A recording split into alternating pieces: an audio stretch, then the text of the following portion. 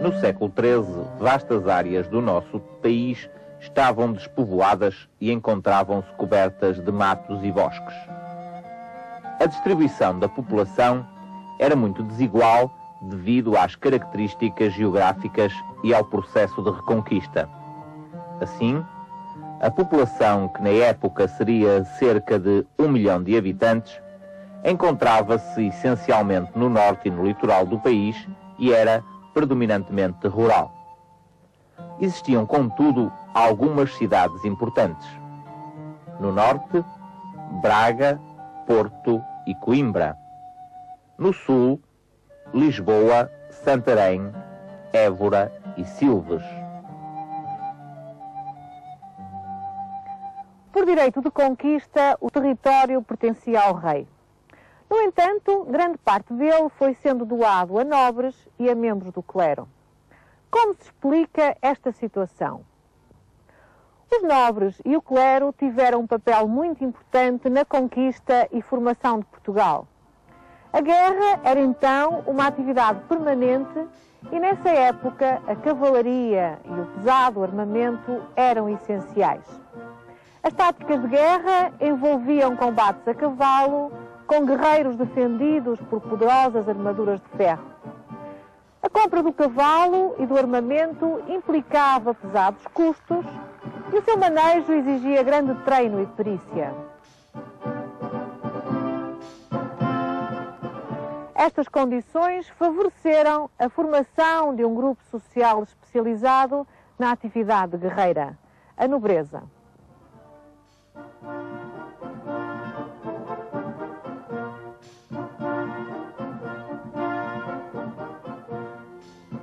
Quanto ao clero, a sua atividade essencial era rezar pela comunidade, ajudar a desenvolver as terras conquistadas e, por vezes, dedicavam-se também à função guerreira, tendo-se até formado ordens religiosas militares.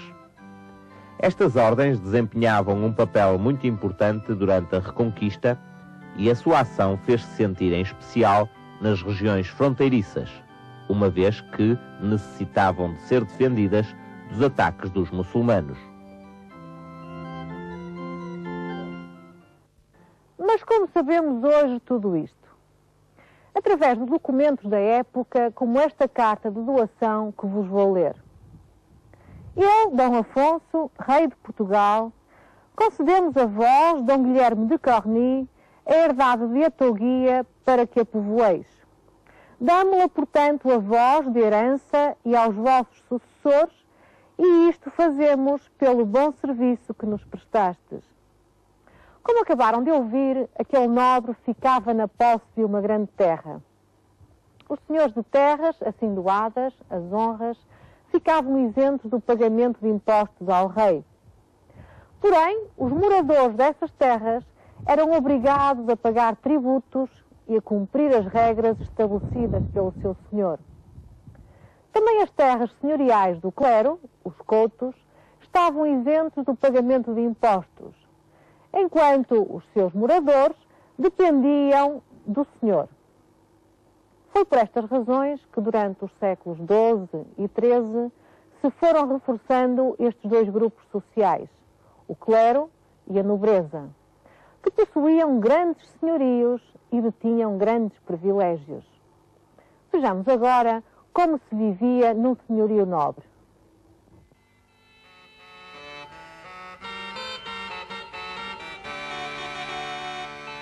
O senhorio compunha-se geralmente de terras onde se cultivavam cereais, vinhas e pomares e de grandes extensões de pastos e bosques. Numa zona mais favorecida do senhorio, o nobre erguia o seu paço ou palácio. A zona do paço era constituída pela morada do senhor e da sua família, as casas dos trabalhadores, os estábulos, os celeiros e a capela. A casa do senhor tinha muitas divisões, geralmente escuras e frias. Eram aquecidas por lareiras e decoradas com tapeçarias. Junto do paço viviam os servos domésticos que asseguravam tarefas ligadas à casa do senhor, incluindo as tarefas de artesanato.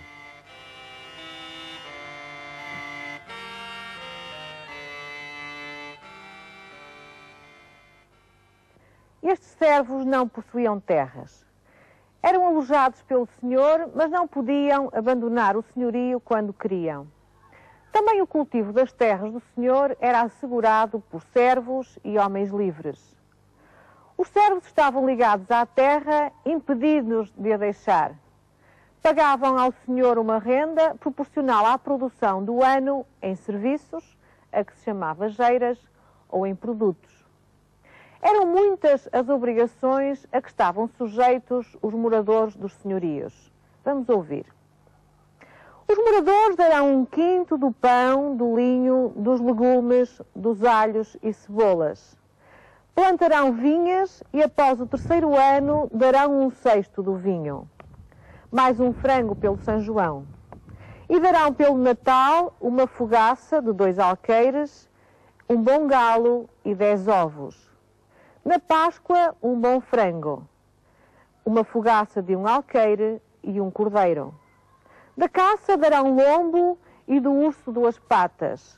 Dos coelhos, depois da 3ª noite à caça, dar-se-á um coelho com a sua pele.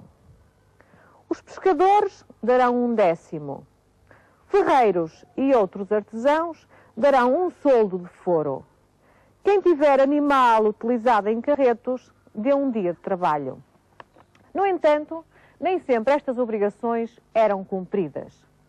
Quando eram cometidas infrações pelos moradores do senhorio, era o senhor que exercia justiça e aplicava as penas. Só nos casos muito graves se recorria à intervenção do rei, quando a pena prevista para o crime cometido fosse a pena de morte ou o corte de membros.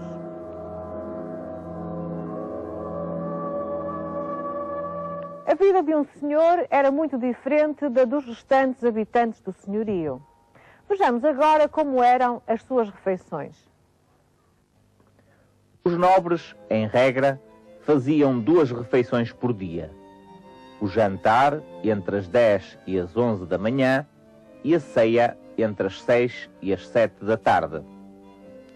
A comida era muitas vezes posta em cima de grossas fatias de pão, que no final da refeição eram dadas aos mendigos ou lançadas aos cães. Alimentavam-se especialmente de carne.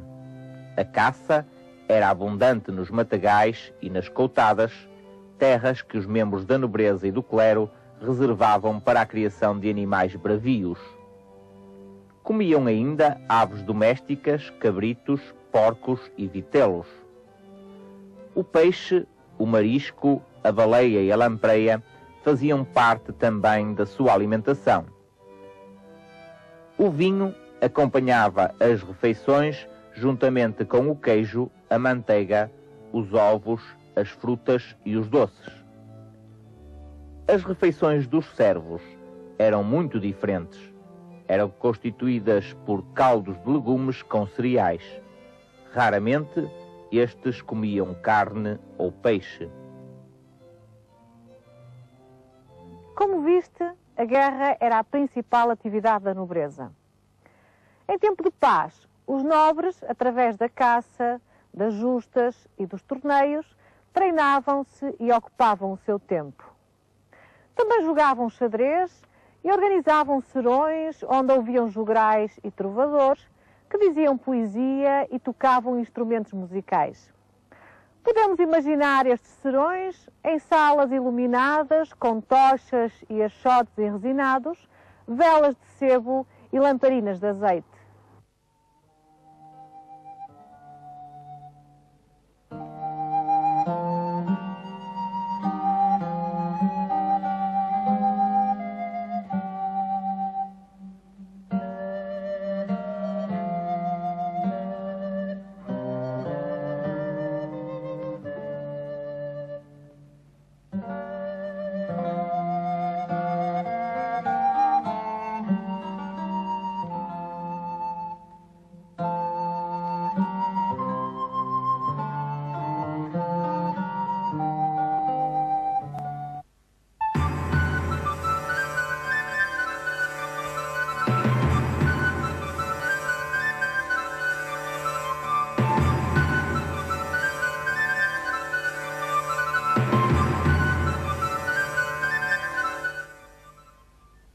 Em muitas localidades do nosso país, ainda hoje podemos observar monumentos como este junto do qual nos encontramos.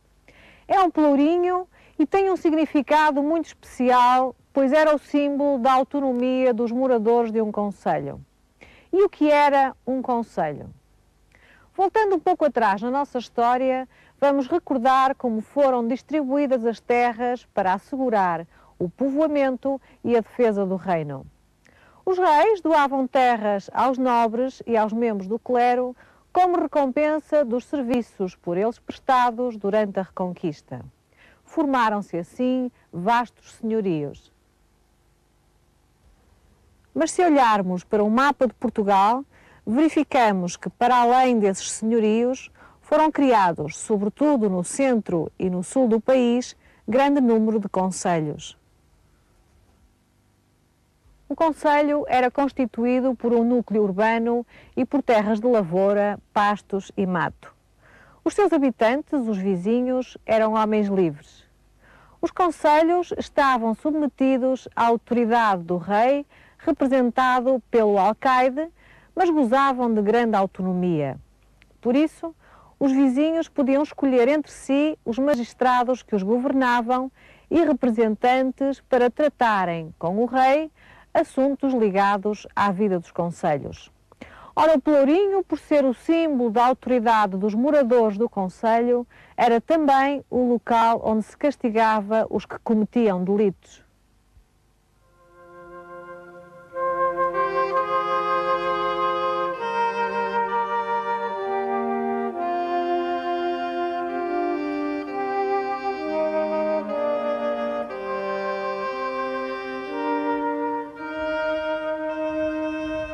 Ao contrário das terras senhoriais, em que a justiça era aplicada pelo senhor, no concelho quem resolvia as questões judiciais eram os magistrados escolhidos entre os vizinhos. Os limites territoriais do concelho, os direitos e as obrigações dos vizinhos, tais como impostos e multas, estavam estabelecidos na Carta de Foral. Vejamos o que nos diz o foral dado por Dom Afonso III a Estremoz. Os moradores de Estremoz paguem por égua vendida ou comprada 2 soldos, e por boi 2 soldos, e por carga de azeite e cera meio maravedi, e por panos ou peles de coelhos ou de coiros vermelhos 1 maravedi. E de carga de pão ou sal que venderem ou comprarem homens de fora, paguem 3 dinheiros. Mercadores de Estremoz que seu pão ou seu vinho, ou figos, ou azeite, em Lisboa ou em outros lugares tiverem, e a Estremoz os trouxerem para seu proveito e não para venderem, não deem portagem. Pela leitura do foral, podemos imaginar as atividades que se desenvolviam no concelho. Este abrangia, como já vimos, terras de cultura e uma zona comum onde os vizinhos podiam pôr o gado a pastar, mato e bosques, onde se abasteciam de lenha e onde colhiam mel e cera. As terras produziam pouco porque os instrumentos agrícolas eram muito rudimentares.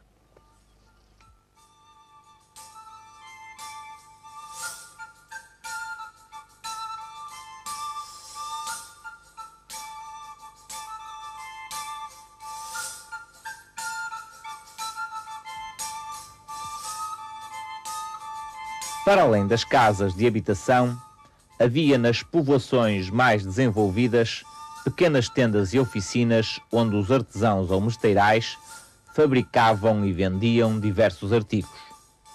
Daí que nas ruas principais das cidades como Porto ou Lisboa, as tendas se alinhassem lado a lado, exibindo à porta os seus produtos. O facto de os mesteirais se agruparem por arruamentos facilitava-lhes o controlo da qualidade e do preço dos artigos.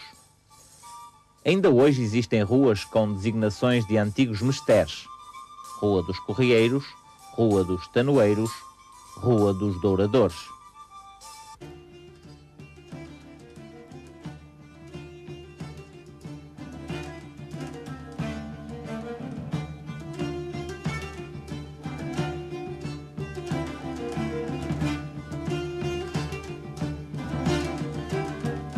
No largo da aldeia, realizava-se um mercado semanal, onde os vizinhos podiam adquirir os géneros de primeira necessidade: ovos, hortaliças, queijos, etc.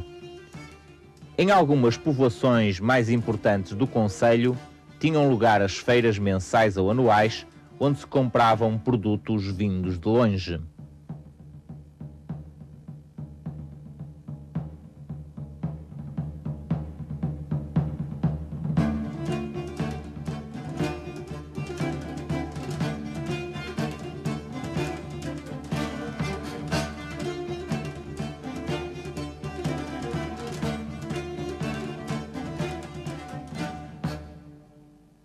Os reis, querendo animar as trocas comerciais, concediam muitos privilégios aos mercadores através de cartas de feira. Houve o que nos diz uma carta de feira dada a Torres Vedras pelo rei Dom Dinis.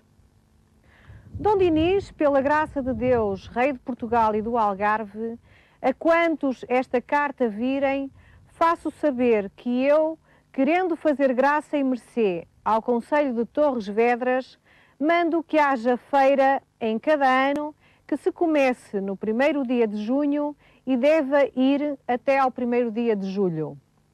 Mando que nenhum faça mal àqueles que à feira vierem, nem os prendam ou penhorem por dívida, enquanto a feira durar, e 8 dias antes da feira e 8 depois da feira sair. E quem fizer outro mal àqueles que à feira vierem, ficará por meu inimigo e pagará 6.000 soldos.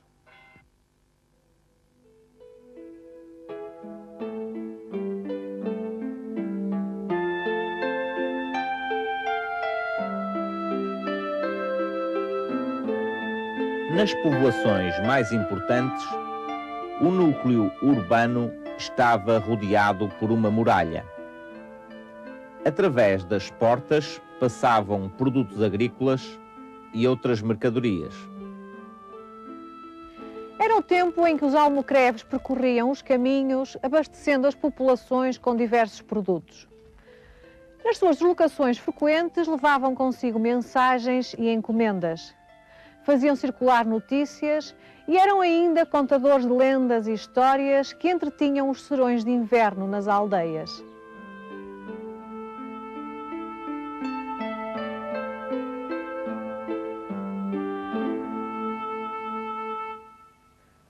Alguns concelhos, como os de Lisboa e do Porto, desenvolveram uma vida económica muito ativa. A partir do século XIII, o comércio externo intensificou-se. No cruzamento de rotas e junto aos portos do litoral, aumentaram as trocas de mercadorias. O que exportávamos então para outros países? Para a Espanha e zonas mediterrânicas como Itália, Portugal levava peixe seco, mel, cera, couros, peles, lã e algum sal. Para o norte da Europa, exportavam-se frutas, especialmente figos e passas, sal, vinho, azeite e mel, cera, cortiça, couros e peles. De Inglaterra, da Flandres e de França, Portugal recebia sobretudo têxteis. Outros produtos importados eram a madeira, as tintas e os cavalos. Da Espanha e da Itália vinham especiarias, açúcar, têxteis de seda e de lã, armas, cereais e toda a espécie de artigos domésticos e de luxo. O aumento do comércio provocou o crescimento das cidades e, ao mesmo tempo, a formação de um novo grupo social de ativos mercadores, os burgueses.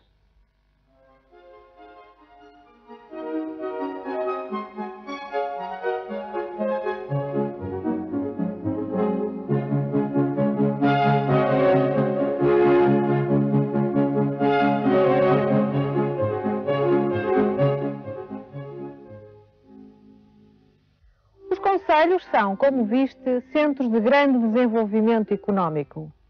Os reis vão, por isso, procurar cada vez mais o seu apoio.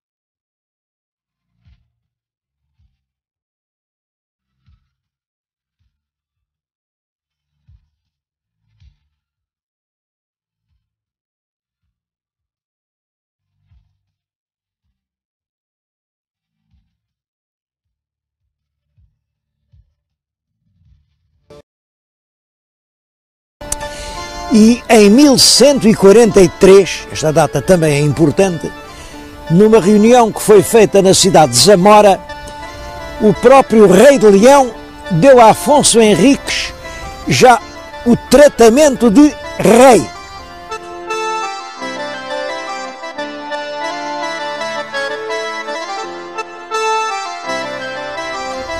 Finalmente, em 1179, pela primeira vez, o Papa, numa bula célebre, Manifestis Probatum, reconheceu Afonso Henriques como rei de Portugal. É claro que a independência de Portugal deve muito a Dom Afonso Henriques, mas não foi apenas a valentia, a teimosia e o gênio político de um homem que estiveram na base do nascimento de uma nova nação. Portugal tornou-se independente, isto é, tornou-se nação que tem o direito de se governar a si própria, porque toda a região tinha um caráter próprio e principalmente porque existia um povo português. Um povo com uma língua própria, uma língua muito diferente da que se falava em Castela ou em Leão.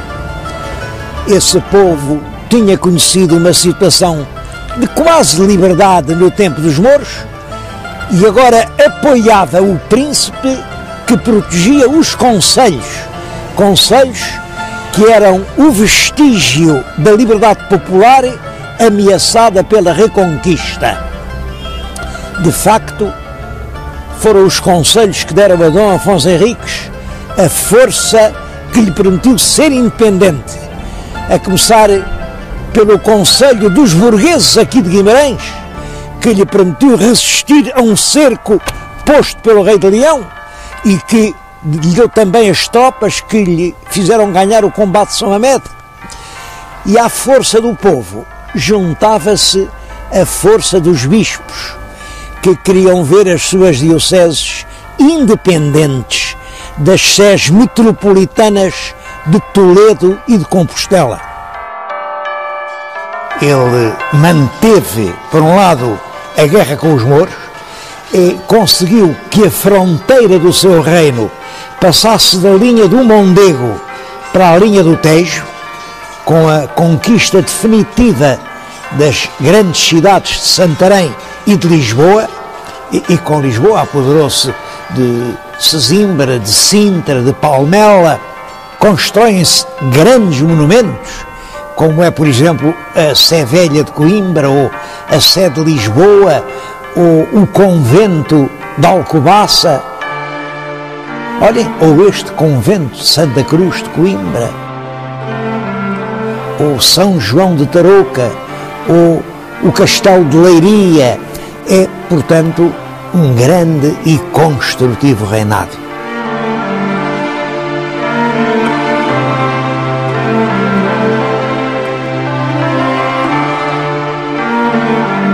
A monarquia que nasceu assim, com Dom Afonso Henriques, foi essencialmente popular, no sentido de que a força do rei era a força do povo. Governou Portugal desde 1127 até à data da morte, em 1185. Portanto, durante 58 anos. Quando ele morreu, Portugal era considerado já um reino independente e estava em franco progresso. Ele dispôs que depois da morte queria que o enterrassem em Coimbra, no altar-mor do Mosteiro de Santa Cruz, que ele próprio tinha fundado. E eu venho dizer estas palavras precisamente em frente do túmulo do fundador da nacionalidade. Este túmulo que estão a ver, que é grandioso, é uma homenagem ao fundador de Portugal. É claro que é já obra do rei Dom Manuel, que em cerca de 1520 manda construir este grande monumento. Mas é ali que, desde a morte, jazem os seus restos mortais. Mas talvez o aspecto mais notável do seu governo seja a proteção que ele deu constantemente aos conselhos dos moradores. Discute-se muito ainda hoje qual é a verdadeira origem dos conselhos medievais portugueses. Bom, há quem diga que eles representam os municípios romanos, municípios que tinham estado esquecidos durante alguns séculos, mas que ressuscitaram na Reconquista. Eu penso que não foi assim. Penso que os municípios romanos realmente desapareceram quando desabaram todas as instituições da autoridade romana e foram substituídos pelas autoridades dos nobres que se apoderaram das terras depois da invasão visigótica. Mas depois, os invasores mouros mataram ou expulsaram os donos visigóticos das terras e os moradores que lá ficaram, que eram os vizinhos. Esta palavra vizinho é curiosa porque vem de vicus. Ora, é vicus que deu Vigo. Depois os árabes substituíram pela palavra deles aldeia. O vicus era uma aldeia.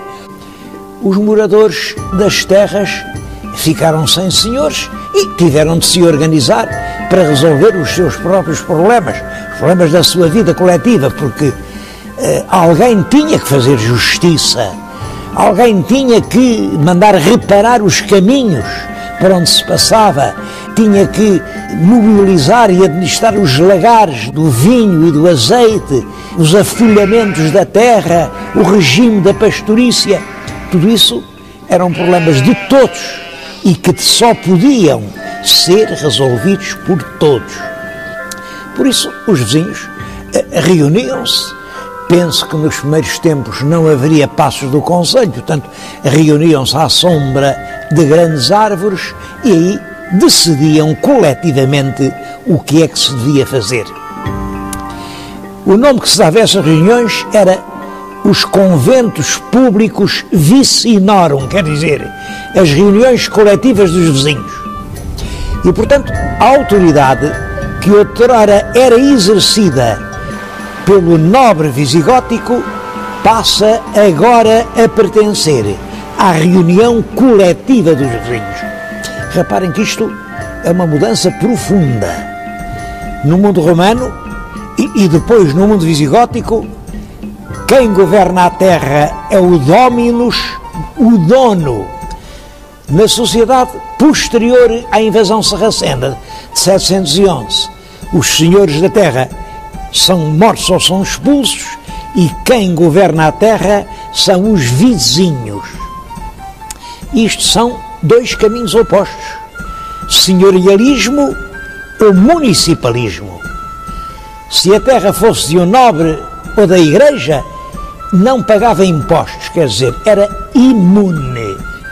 Mas se a terra fosse de um concelho, isto é, se ela fosse governada pelos vizinhos, o senhor era o rei e, portanto, era ele quem tinha direito a receber os impostos. Impostos que eram fixados nos forais. Impostos e serviços, entre outros, um serviço militar que consistia em, durante um certo número de semanas por ano, sempre na primavera, cada concelho tinha que pôr ao serviço do rei um certo número de cavaleiros, eram esses os famosos cavaleiros vilãos, um certo número de besteiros, eram lavradores armados de bestas, e um certo número de homens de pé. É claro que isso tornava o rei o mais forte chefe militar do país, porque cada concelho mandava poucos homens, mas muitos concelhos formavam uma grande hoste.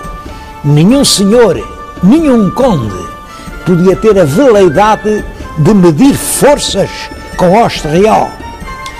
O trono português teve assim, desde o início, na sua base, a força do povo. E também isso marcou o nosso destino histórico e modelou a maneira de ser política da nação portuguesa. A Dom Afonso Henriques sucede no trono o filho, Dom Sancho I. Dom Sancho foi também um grande rei, concedeu muitas dezenas de forais, fez nascer a vida em povoados que eram montes de ruínas. A Sancho I sucede Dom Afonso II. Ele reinou pouco tempo, mas foi também um grande rei. É ele quem convoca as primeiras cortes, é ele quem publica as primeiras leis gerais. É realmente um rei que tem de enfrentar já as primeiras reações dos nobres, mas quando morre, quem sucede no trono é um filho dele, Dom Sancho II, que ainda é muito pequeno. Não sabemos a idade, a crónica só diz que estava na puerícia, quer dizer, era uma criança. Com Dom Afonso III, muitas coisas mudam em Portugal e um dos passos importantes é a conquista definitiva do Algarve logo em 1249. Notem que ele só era rei desde 48, porque é em 48 que morre em Toledo o rei Dom Sancho.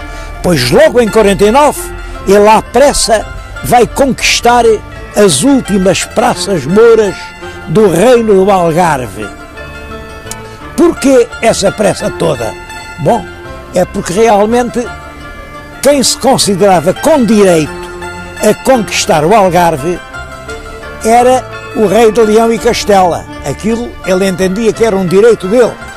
Por isso, quando os portugueses conquistaram aquelas praças, surgiu um conflito entre a coroa portuguesa e a coroa castelhana. Conflito que Dom Afonso III resolveu com uma extrema habilidade. Casou com uma filha, é certo, uma filha bastarda, Dona Beatriz, filha do rei de Castela, do rei Afonso X. E o rei de Castela, Afonso X, deu o Algarve ao primeiro neto que nasceu desse casamento. Portanto, esse primeiro neto vem a ser o rei Dom Dinis. Bom, quando o rei Dom Dinis cresceu, aquilo era um reino à parte, mas pertencia ao rei de Portugal, e foi assim que o Algarve se integrou na coroa portuguesa. Na época do rei Dom Dinis, continuou o grande crescimento económico que vinha do reinado anterior.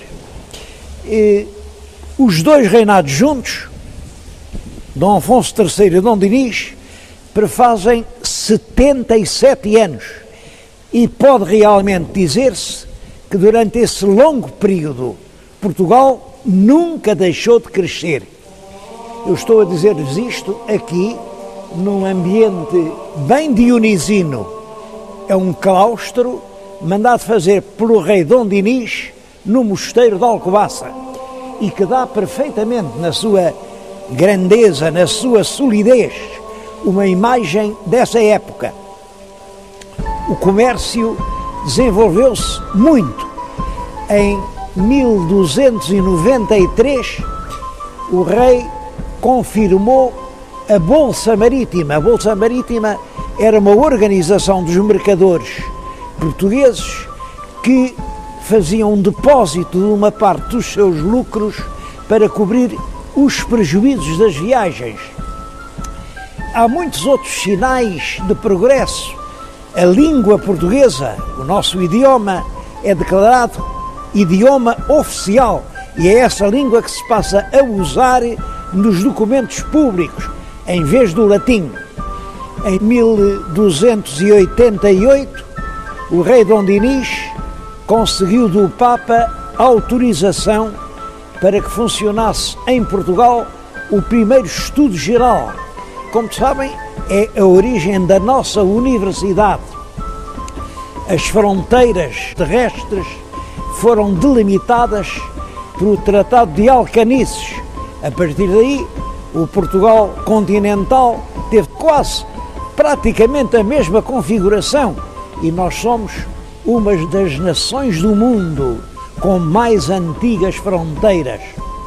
Um outro ato importante desta época é a criação da Ordem de Cristo, porque o Papa tinha extinguido os templários e tentava confiscar os seus bens. O rei Dinis tinha acabado a guerra com os mouros em terra, com a conquista do Algarve, mas essa guerra prosseguia no mar e quem estava especialmente incumbido da guerra contra os mouros eram os templários e agora os cavaleiros da Ordem de Cristo. E é por isso que os navios dos descobrimentos ainda trazem nas velas a cruz da Ordem de Cristo.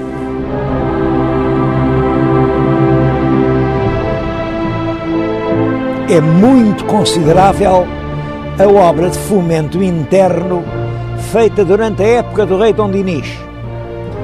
Ele fundou vilas novas, instituiu feiras, mandou enxugar pântanos, construiu mosteiros e fortalezas. É impressionante a lista de obras que consta na crónica de Dom Dinis do Rui de Pina.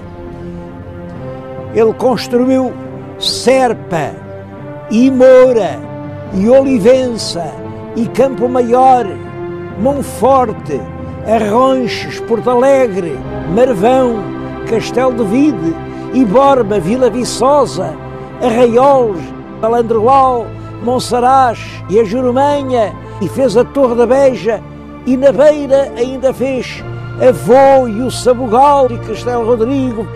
Eu só não continuo a lista até ao fim, porque não posso preencher este tempo só com o reinado de Dom Dinis. Mas é, na verdade, uma obra muito notável. É claro que esse enorme número de obras da iniciativa real, e portanto pagas pelo erário real, significa um grande aumento de riqueza. É que tinha aumentado muito o número das feiras, só até ao fim do século XIII há 30 feiras novas em Portugal, aumenta a moeda circulante, a extensão dos campos arroteados quase duplica e com isso cresce a produção do azeite e do vinho, que depois vêm os mercadores ambulantes, compram nas feiras locais e vão vender no Mediterrâneo, vão vender no Norte da África, vão vender nas Flandres e, com tudo isso, as alfândegas têm grandes rendimentos.